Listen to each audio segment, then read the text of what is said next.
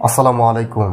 ইরানের সর্বোচ্চ নেতা আয়াতুল্লাহ খামেনি ইসরায়েল এবং যুক্তরাষ্ট্রের যৌথ হামলায় তিনি নিহত হয়েছেন। ইন্না লিল্লাহি ওয়া ইন্না ইলাইহি রাজিউন। কি ভেবেছেন ইসলাম এখানে শেষ?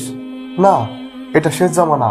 আমাদের মনে রাখতে হবে ইসলামের এখন পতন হবেই। এই যুদ্ধটা কারা লাগাচ্ছে এবং কেন লাগাচ্ছে সেটা হয়তো আপনারা জানেন, কারণ সময় হলে আপনারা দেখতে পাবেন পৃথিবীতে কি ঘটতেছে। এটা হবেই, এটা শেষ জামানা। শেষ জামানায় মুসলিমদের পতন হবেই, আর মুসলিমদের পতনের পরই হযরত ইমাম মাহদী আলাইহিস সালাম এই পৃথিবীতে আগমন করবে এবং সেই দুশমনদেরকে শেষ করে দিবে।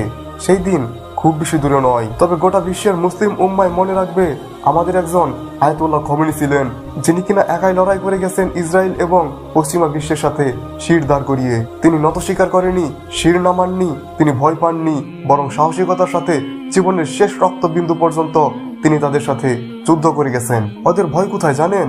ওদের ভয় হচ্ছে খোরশান। হ্যাঁ, এই খোরশানই আফগানিস্তান আর ইরানের মধ্যবর্তী স্থানে অবস্থিত। আর এখান থেকে আসবেন আমাদের নেতা ইমাম মাহদী আলাইহিস সালাম। আমরাও সেই দিনের অপেক্ষায় আছি, যেই দিন আমরাও বলবো সালাম ইয়া মাহদী।